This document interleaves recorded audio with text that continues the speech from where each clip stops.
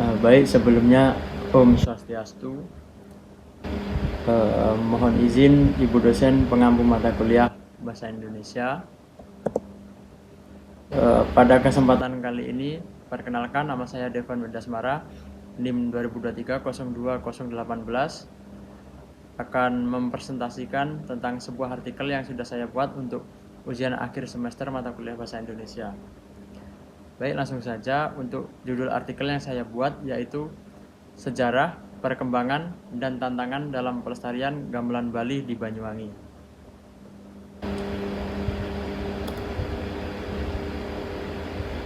Isi dalam artikel yang pertama terdapat abstrak. Gamelan merupakan warisan budaya Nusantara yang memiliki nilai estetika tinggi serta kaya akan filosofi. Di Indonesia terdapat berbagai jenis gamelan yang berkembang sesuai dengan karakteristik wilayahnya, seperti gamelan Jawa, gamelan Sunda, dan gamelan Bali. Di Banyuwangi, yang dikenal sebagai wilayah dengan budaya yang sangat dinamis, gamelan Bali turut berkembang dan memiliki peran penting dalam kehidupan seni masyarakat, khususnya dalam upacara adat dan pertunjukan seni.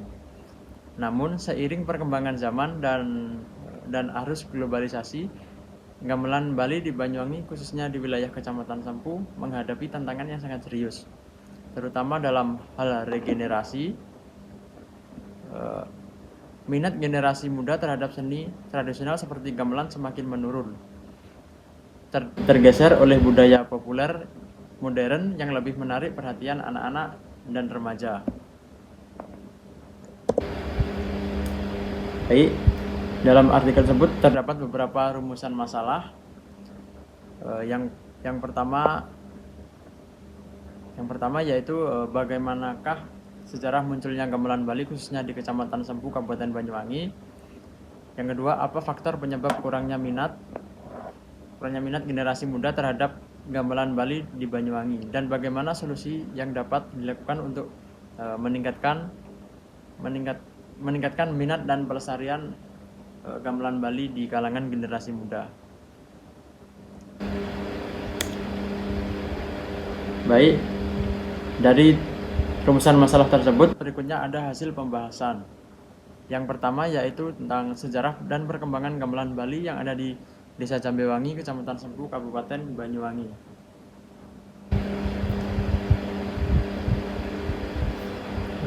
Baik, yang pertama, perpindahan kepercayaan dari Islam ke Hindu terjadi karena penolakan terhadap budaya lokal oleh sebagian kelompok Islam, sehingga lahirlah Buddha Jawi Wisnu yang akhirnya bernaung di bawah Hindu melalui Parisade Hindu Dharma Bali.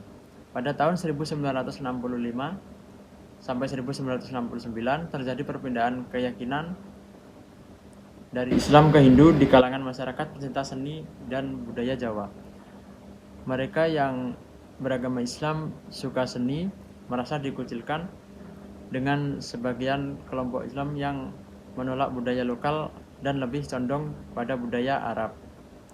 Karena tidak merasa nyaman, mereka membentuk kepercayaan baru bernama Buddha Jawi Wisnu yang berisi nilai-nilai budaya seperti karawitan, kidung, mocopat, dan sebagainya.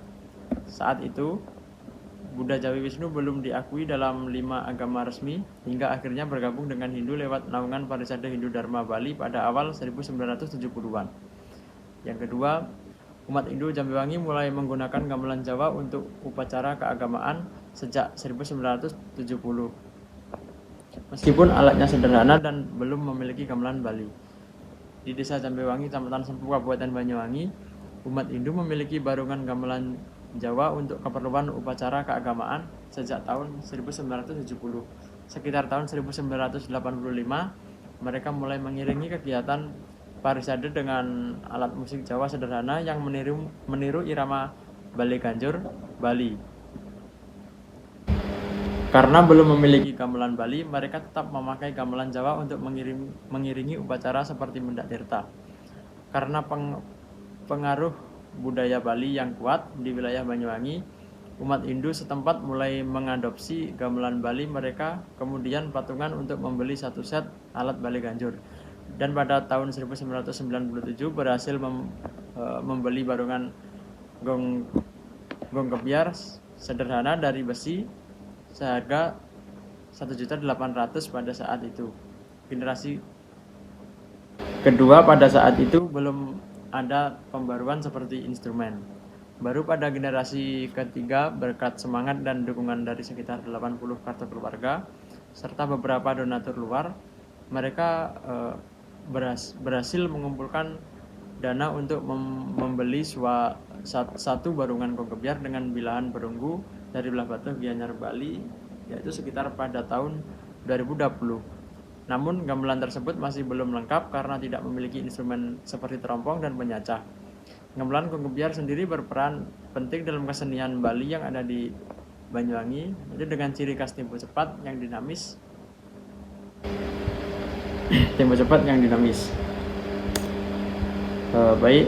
Hasil pembahasan berikutnya yaitu tentang permasalahan dalam minimnya regenerasi seniman gamelan Bali di Banyuwangi.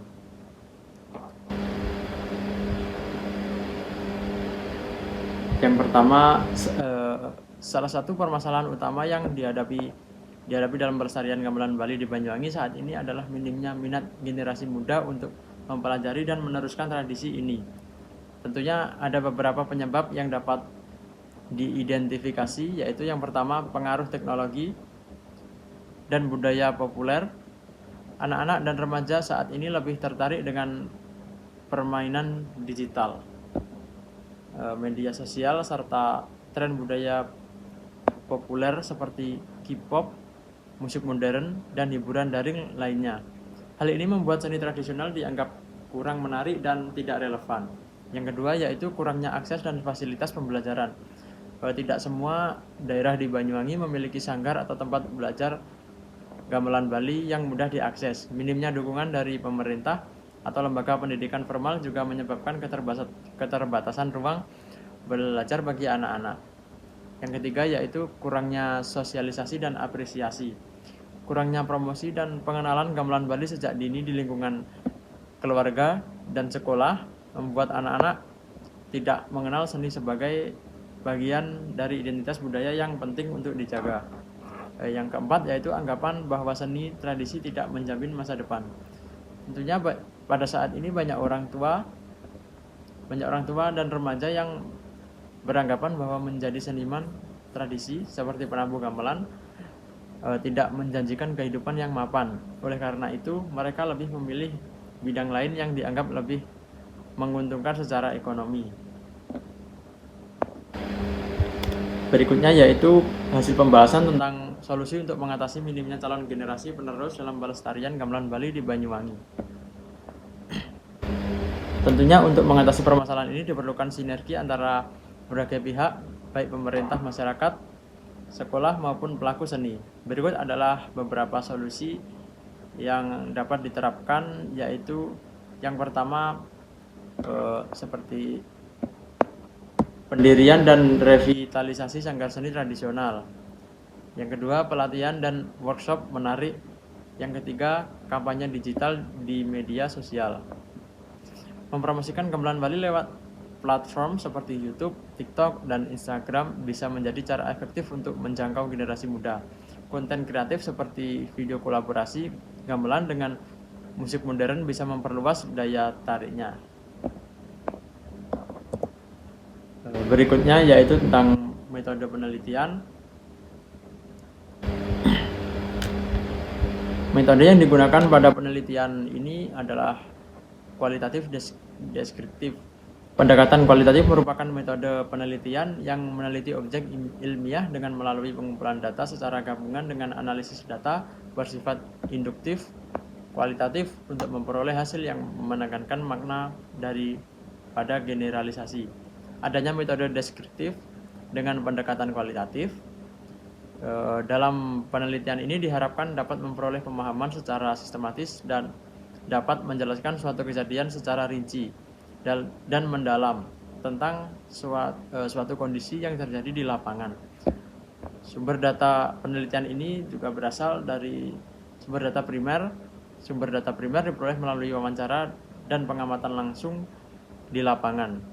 Sumber data primer pada penelitian ini yaitu Bapak Cahyuadi selaku Bapak PHDI di Burangesti Dharma, Desa Jambiwangi, Kecamatan Sempu, Banyuwangi. Saya sebagai peneliti menentukan sumber dengan pertimbangan bahwa beliau adalah orang yang memahami tentang sejarah keberadaan perkembangan gamelan Bali yaitu Barungan Kongkebyar yang ada di desa tersebut.